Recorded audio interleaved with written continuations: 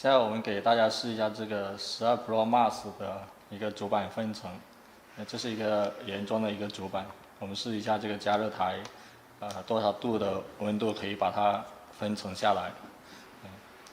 我现在开机这个加热台，我先给它调到180，看一下这个温度能不能下来。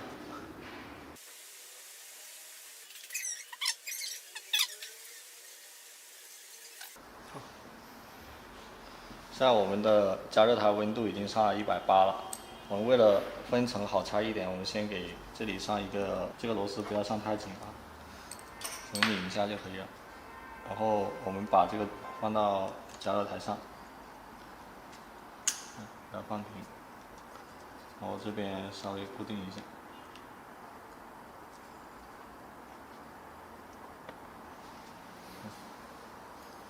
然后我们大概等1小会，看能不能拆下来。我们现在试着拆一下，能不能把这个分层给拆下来。是可以看到我们夹是夹不动的，这个主板是夹不下来的。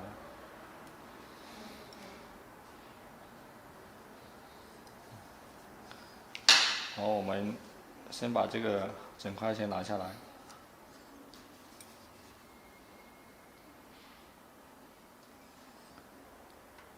然后我们将这个加热台重新调到200度，我们再试一下200度能不能拆下来。现在我们加热台上到200度，我们再一次试一下12 Pro Max 的这个主板，能不能进行一个分层。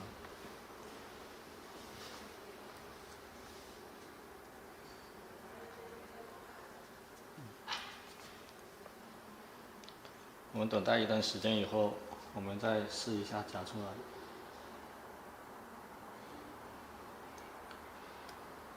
我这个还是没有任何的一个动静的，就是还是不能夹下来。然后我们继续的把温度给它升高，还是一样先把主板给起下来。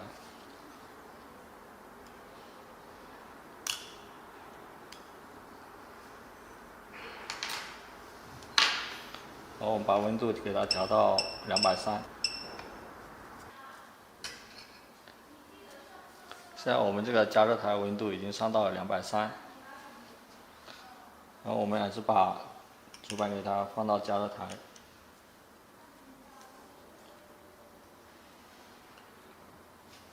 我们大概等个20秒钟左右。我们现在试一下，把它夹出来。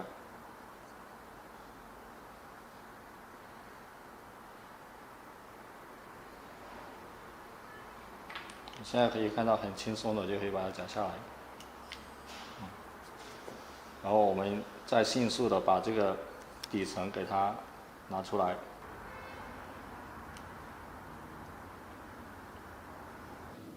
然后这一个12 Pro Max 的分层就已经完成了，230度的一个加热台分层。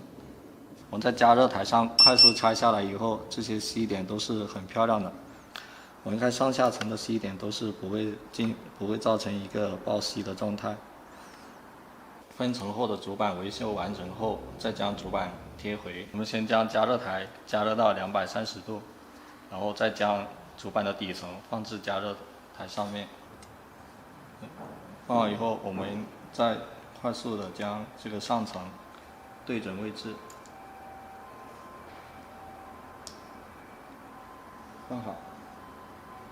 上层与下层进行贴合完以后，我们将加热台关机以后，等待它冷却完成。那现在我们的整个操作就已经完成了。我们来看一下它的一个贴合效果。看下这一个贴合的一个边。然后我们刚刚经过加热台贴合完成的12 Pro Max， 我们现在用电源表试一下，它会不会造成一个爆吸短路的一个状态。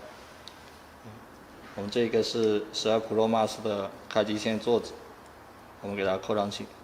扣上去以后，整个主板是正常的。那我这个贴合完成以后，就可以装机测试了。